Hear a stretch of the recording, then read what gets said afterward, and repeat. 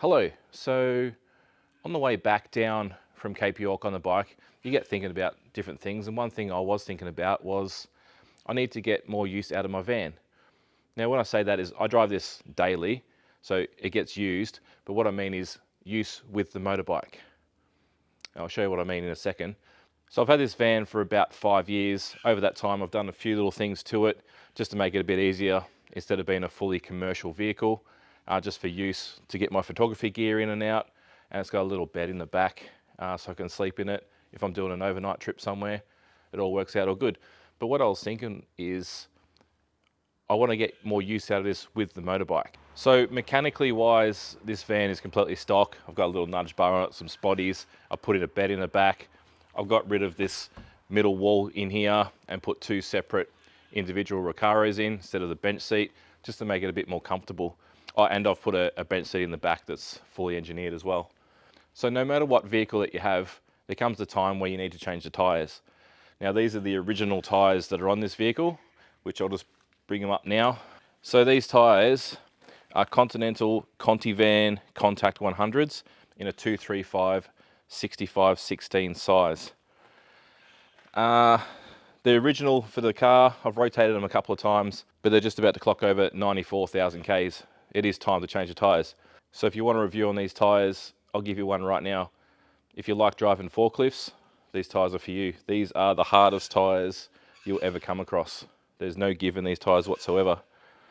In the wet, the dry, bitumen, they will just spin. I don't load this van up as much as like a tradie or anyone would, but with a bit of load in it, they're actually okay on the road. So from day one, I never really liked these tyres, but I thought, well, I'm not going to change them yet. I'm not going off road. I'm not doing anything crazy. Like with the motorbike, the original tyres didn't need to be changed yet. They're probably down to half, but they weren't going to make that trip there and back. So that's why I changed those. These, just being a daily driver on the road, there was no need. I'll take this front wheel off in a second, just to show you how worn out that is. But we'll go in the vehicle and I want to show you a couple of things that I'm thinking of changing. Okay, so in the van, got the bench seat. Now this bench seat can actually fold completely flat, but without modifying the bottom bracket, with like, take out two little bolts at the front there and the clips at the back, this whole seat comes out in like a minute. So that's no big deal there. Full double-sized bed, and I've got the single passenger seat so I can have a walk through. I hardly ever use the driver's door. I just come in the side door and keep going because that's just easier for when it's parked in the shed. I've changed it to an Alpine stereo, and that is about it. Now the plan, it's probably best if I show you from the rear doors. Okay, so here's the plan. As you can see, got all steel bars going across the van with marine ply on top to make pretty much a bed frame for the bed. A lot of wasted space on this side. I was going to do like a cabinet setup, pretty much just on an angle with the lift up lids, so you could put all your gear in that in. You've got all this space underneath, which I put my camera gear in plastic tubs and slide it in. But what I was thinking is take it more back to being a van with more like a bench seat style, so a backrest and a seat, and make that go all the way to the sliding door. Same on both sides, pretty much the same size as this bed frame now. That'll leave a gap in the middle where I can put the motorbike in. So I can take the motorbike on a wider range of adventures and be a bit more comfortable in doing so. That's what I'm thinking at the moment anyway. So I still haven't worked out the exact plans. I've got all the railing in on the sides that I can utilize for the backrest. That'll cover up a lot of this open area underneath, make it look a bit prettier, because I've lined the walls. I still have to do the roof. And then I just have to work out the material for the bench seat. So it's a two-part bench seat, so I can slide the bottom section out to the middle, and then the padding for the actual bench seat will turn into the mattress for the bed. Similar to a lot of campers out there. I just have to work out the right way I want to do it, because obviously then the motorbike's out and then you get to your location, you can set up your bed. I thought in the long run this would be a really good setup, and it is. There's been a couple of times where I've needed to get some large items, and this just gets in the way. Like when I picked up the hot water service, this gap here was 2 mil too short. I had to put it up the top there, but I had to get rid of the mattress. It was a little bit annoying. I could have just easily slid it in and done. Yeah, so that's the plan at the moment. Have to work out exactly how I'm going to do the bench seat. I've seen some good YouTube videos on people that have converted these to campers. It's a pretty common vehicle. These transit vans, Renault vans.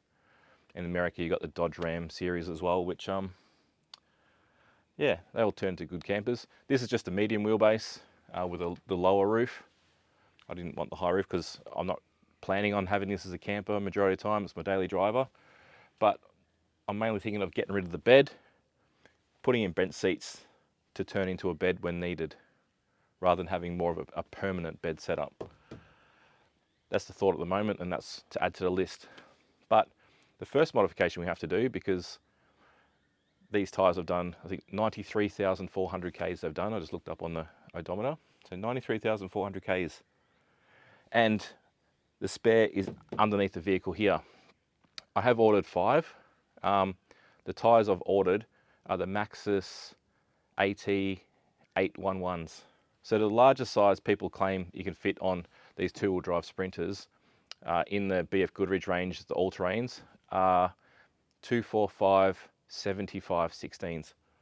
They have a lot of trouble at full lock. It does rub a little bit on that guard. So once I take that wheel off, I'll show you exactly where it rubs. So I thought, I looked around, what could I get in a 70-16 rather than the 75 profile, just to make the overall diameter just that little bit shorter. And these Maxxis ones come up and they've got good ratings. 3-ply sidewall, long distance. So we'll give them a go. Hopefully they'll fit. They get fitted tomorrow.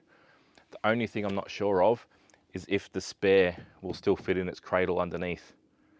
So today I will take this spare out and just sit it in the vehicle so they can change it, and then I'll worry about that later. It's not up to them to worry about so if it fits underneath. That's my problem. Alrighty.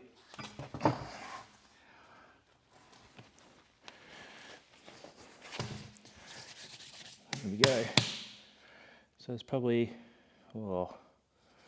maybe 1 or 2 mil, but the outsides are starting to scrub.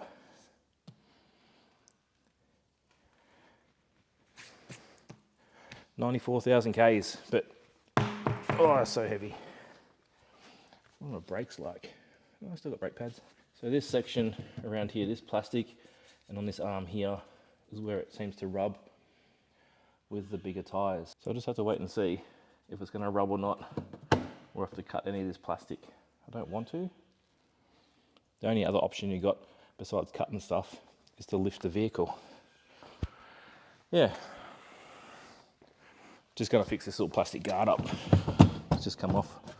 Put the pins back in and good to go. This is the only part I'm not sure of, if the new tyre is going to fit under here. Because it's a little tight.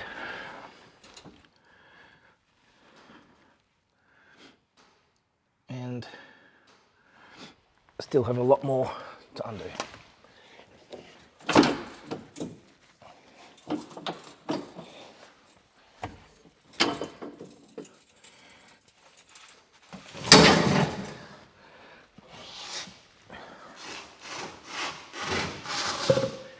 Like that.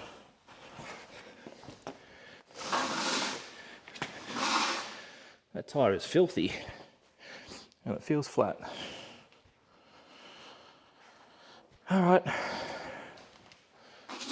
there's the spare, which just let me empty that one off, get rid of all the stones. There we go.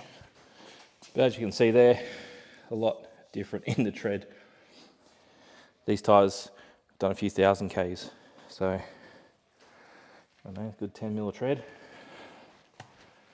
as opposed to pretty much nothing. Put this back up. So one thing too, if the tyre can't live under here and has to live on the door, so much more room under here for something. Maybe another diesel tank. We'll make it extra long range. I was going to do these up tight so it doesn't vibrate loose. All right, today's the day. Well, today and tomorrow. So I'm doing a overnight trip down to Melbourne. First up today, get the new tyres for the van, and then tomorrow, hopefully, we can get the wheel fixed for the motorbike, which is also in the back. Now let's talk about the van first. So, as I think I mentioned previously, the tyres I've gone for are the Maxxis AT811s. They're an all-terrain tyre. So where I take this vehicle, these tyres lack grip. They've done 94,000 Ks, it's time to replace them. The edges on the fronts are pretty much non-existent. So it's just one of those times, it's got to be done. I've got a little bit of a, I don't know if it's like a hesitant feeling. I know bigger tyres do fit on these vans. That's not the issue. It's more the rubbing at full lock. There's a few places that I go where I need to go full lock in this van. It's just how it is. How to fix that? So the most common size and type of tyre people are putting on these vans are the BF Goodrich all-terrain KO2s and whatever they're up to. But the sizes are 245, 75, 16. So 75 in the side profile, which makes the overall diameter of the tyre a lot bigger. The size that I've gone for are a 245 70 16. They do make that size in the BF Goodrich, but it's not a common size, therefore it's a more expensive tyre. And in saying that, the BF Goodrich in the same size, being the 70 16, are nearly $90 each more expensive from what I've found around my area anyway than the Maxxis tyres. Oh, I've just got a tractor pull out in front of me. Awesome. Thanks, mate. Oh, I wish you could see this Muppet. So we're doing 30 Ks an hour in a 100 zone, following a tractor that doesn't have any number plates or anything like that. And it looks like a council one too, so my favourite sort of people. Right. So a lot of people are curious, it doesn't bother me too much, the speedo accuracy of when you increase tyre size on any vehicle. From factory, vehicles generally will run less than what they show. So let's say your speedo shows you're doing 100 Ks an hour, they're going to run 95, 96. I've just done that for a long time, that's just how it is. So when people say, oh, I was only doing 100, no you weren't. The laser that the police have is a little bit more accurate than your speedo. So all I've got to go off is my current speedo and a GPS. I've just set it to 100, actually it's showing 101, take that down. Get it right. Alright, so we're doing 100 in the vehicle. GPS shows 95.6. So it's just going to be a bit of a comparison once I get the new tyres on, what that's going to show. I think it'll nearly be spot on, so 100 will be 100. My old Land Rover, when I put larger tyres on, that was spot on. Whatever you were doing in that, if you're doing 110, it showed 110. So I just knew whatever the speedo was the exact speed according to GPS. Now to get the wheel fix for the bike, I've got from home, it's a 3.5 hour drive there, 3.5 hour drive back. So I'm going to do an overnight somewhere, hopefully down the coast, might go to Bells Beach, we'll see how we go. There's a lot of roadworks the other side of Melbourne, especially Westgate, around the Westgate Bridge area. So I want to try and get through that at a decent time, so I don't get stuck doing 20 Ks an hour. Alright, so next stop, we'll get some new tyres on this thing, and hopefully they'll fit. Hopefully. Fingers crossed. I know they'll fit. We'll go with hopefully they won't rub. Alright, I'll see you once that's done. Thank you.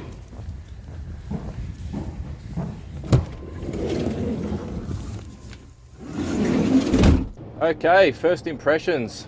Jumped in the car and I've driven 50 meters down the road. Now, Had my first hard left coming up. No rubbing. So far so good. The guys were a bit hesitant to put them on because they're a bit bigger than the original tyres, and yeah they are, but they still fit. And they're a little bit smaller than the BF Goodrich. So these could actually be the best all-round tyre for a two-wheel drive Sprinter van. They are a little bit floaty. I don't know if they've got their air pressure exactly right in them, but I will check that out in a minute. Let's get across the railway tracks first.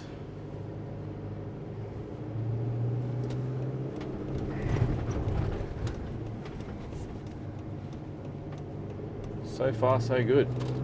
No rubbing. It's the only thing I was worried about. I knew they'd fit on going in a straight line. So I suppose the next real big test is to see if they rub going around the corner on a bumpy road. So that's it. Now we will check the speed difference. If I can get my GPS working. I'll have to wait till I get back up to 100 though, so I can match it exactly.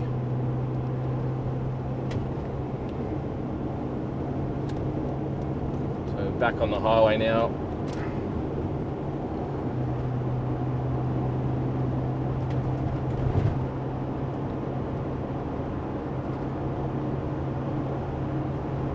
The previous wheels, I don't know if it's just because they were worn out, but they had like a slight vibration at 100. That's gone now with these, obviously because they've been balanced.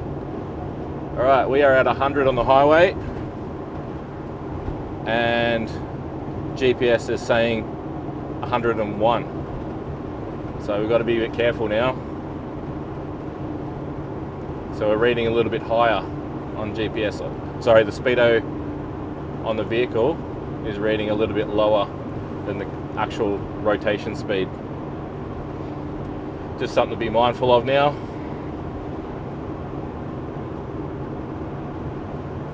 Noise-wise, these actually seem quieter. They're like super quiet. I think because the other ones were worn out so much. But for an all-terrain tyre, like, geez, that's really good. So those tyres were changed at 93,530.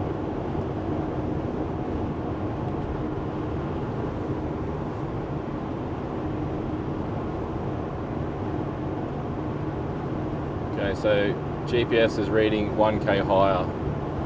We'll take the car up to 110. Okay, we're sitting at 110.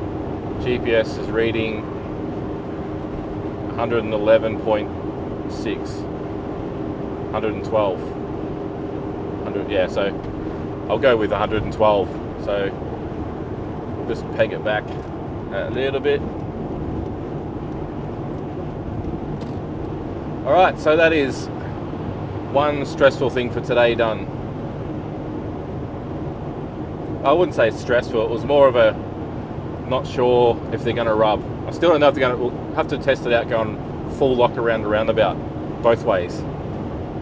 It's going to be a bit hard in Australia to go full lock left hand down around the roundabout, so I'll have to wait for late at night for that one.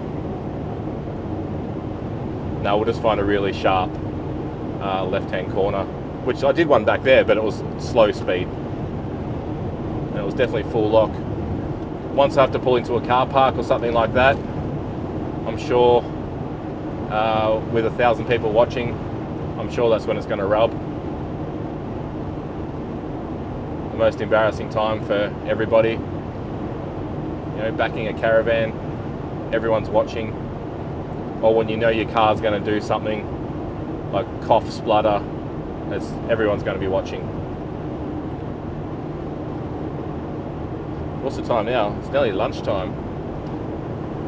All right, so we are on to now go get this fixed. Okay, just did some tight circles around the car park and they do not rub. Do not rub at all. You just can't see in there anywhere. There's no rub. Obviously got to wash because they're all got tyre lube everywhere. So far, these are great. Just make it look so much better too. Like, take a step back. Just feels it so much better. Awesome parking, I know. So if you want some all-terrain tyres for your two-wheel drive Sprinter that don't rub, 245 70 16s. That's as big as you can go. Righty, stayed at a little river campsite last night. A little bit icy. That is, yeah. There we go. Bit cold. I think it was -2 last night.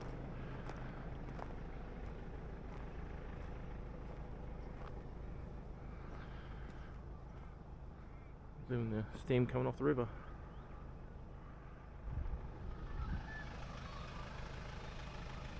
How much better does a van look with those tyres? Although I think I'm gonna have to paint the rims black. Okay, so just got back from dropping the motorcycle wheel off to get fixed. So I did about 800k round trip on these. Straight away, like as soon as they got fitted, it solved a lot of the problems that these vans have from the factories directly, which is very harsh ride due to like the forklift tyres that they pretty much put on there. So you might as well be Fred Flintstone rolling around on solid rock. That's pretty much how hard they were. Fixed two of the issues that this van has, because I don't really carry any major weight in the back. So on any incline, you used to take off and lose traction straight away. Traction control kicked in and you just sit there wondering what's going on until you get back onto the road. Straight away, these got grip, fixed that issue. On the road, they are a lot quieter, even though they're more aggressive tread than the Continentals that are on it, they are a lot quieter on the road. So, solved a lot of issues. In relation to the difference in height, so the original Continentals, overall diameter, they're 712 millimeters, and these are 754. If you go to the BF Goodrich, which people are claiming are the biggest tyres you can fit on these, which are the 245 75 16s, you go up to 772 millimeters, I believe it is. About 20 mil bigger than these. That's your issue, that's why they rub. So if you drop it back to a 70, so 245 70 16s, and bring it back down to a 754 millimeter, you're not going to rub. And then it solves all your issues. You don't have to get a lift. You don't have to worry about not going to full lock because it's going to rub. These are perfect. Now let's get into price a little bit. So if I got the direct replacement Continental, so exact copies of what was originally on here, in the 235 65 16, they're about, around my area, $260 a tyre. These, $265 a tyre. Why wouldn't you go for something a little bit better? If I went to the BF Goodrich side of things, I didn't even worry about pricing the 75s, but in this exact size, because it's not classed as a common size in this area for BF Goodrich, the 70s were $90 more expensive than these Maxxis tyres. Like, why wouldn't you? You don't have any white riding that you have to try and reverse. It's a win-win. Let's just see how many Ks we can get out of them. Now, one thing that I'm going to try and fit now is the spare tyre. Hopefully that fits underneath, no problems. There are some things we can do though to get it to fit, or some other options to mount the tyre.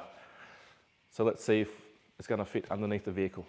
So let's first talk about the reasons why you would get a new spare tyre. A lot of people don't. A lot of people just change the 4 tyres on their car and off they go, don't worry about the spare. If the tyres are the same size, generally not an issue. But if the spare's fairly old, it could be perished, a lot of people don't even check. If you're rotating your tyres correctly, you'd take the spare out if it's got a full alloy, because a lot of spares do have just a standard steel, and rotate it within the other 4 and get all the wear perfect and no worries there. A lot of new cars don't even have a spare, so this doesn't really apply to you. But I changed the size of the tyre. So my spare being smaller, if I had a flat on the rear, which is the drive axle for the vehicle, it'd be lopsided. I'd have to take one off the front to put on the rear to keep it going properly. And then depending on how far I had to go, you'd have excess wear on the opposite side. So just to save all that happening, it's always best to upgrade your spare, especially if you change the size of your tyre. Like I see a lot of four-wheel drives kicking around with massive muddies on, like say like 37s, 40s, and they still have the standard 29, 31 inch spare tyre on the back of their car. There's no point. Depending on the vehicle, you can disengage the four-wheel drive system and then have that running on that side, but it's a lot of messing around. Just change the spare. So let's undo these bolts. We'll drop the cage. I'll sit this in and hopefully it'll fit. I don't think it will, but we can only try. And then I'll show you and talk about some options that we can do to keep a spare outside the vehicle rather than keeping it inside the vehicle. And we undo the cage.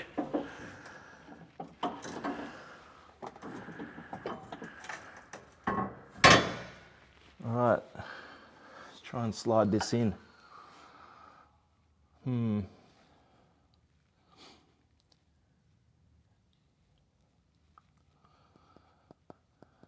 Well, only one way to find out.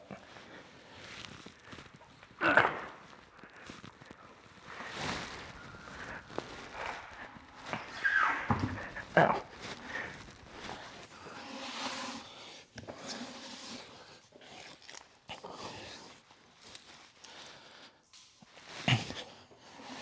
This part on, anyone that's got a tyre that goes underneath like this, it is a pain in the bum.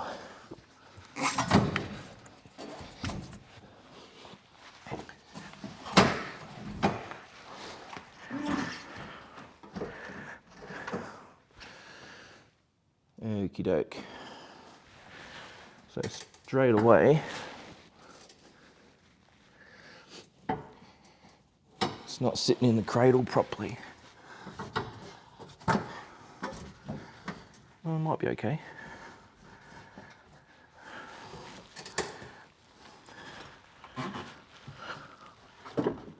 We might be okay. That one is on. Let's just do a bit of. Oh. You know what? I think that's going to work. I just need to loosen this side a bit more so I can get a little bit more flex up on that side. I think we're good.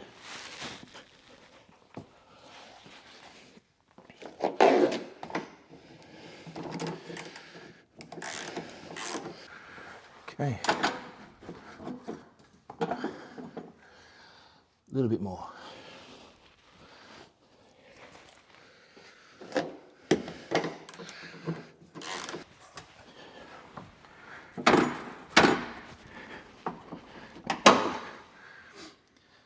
It's a winner. Okay, so some options you've got if this doesn't fit, which we're good that it does. The back straps, I think it's about $25 US, and get some extension pieces. That'll lower that end down, and you can get some longer bolts for the top here. But yeah, I wouldn't want to go any bigger tyre underneath there. The other option is to put a rack on the back doors, and there's a variety of options there because that's what they have in the four-wheel drive ones. So I'm glad that fits. Now I just need to remember to rotate this one out when I need to do the tyres. Okay, so I hope that helped in some way. If you've got a Sprinter van, the tyres that actually do fit on the vehicle, rather than you worrying about if they're going to rub or not. Now I really need to get back to editing my motorcycle video from Cape York. There's lots of imagery on that, so I'm just going through, just trying to pick the best bits, because it's long, it's boring. There's not very much of a promotion for that video, is it? But it's a big trip. It's just lots of straight roads and some more straight roads and dust. So yeah, if you're looking forward to that, it's coming very, very soon. Apart from that, still waiting on a few things for the bike and looking at getting more things for the bike. So it's never ending. And then we will get into modifying this so we can get the bike in. Still haven't worked out exactly what to do yet, because the main issue I've got is if I put bench seats either side and have a ramp going up for the middle of the bike, by the time the front of the bike gets to the middle, where do you stand to help push the bike through? So that's something that I'm still trying to work out without having anything crazy in here, but we'll get there, and I'll see you in the next one.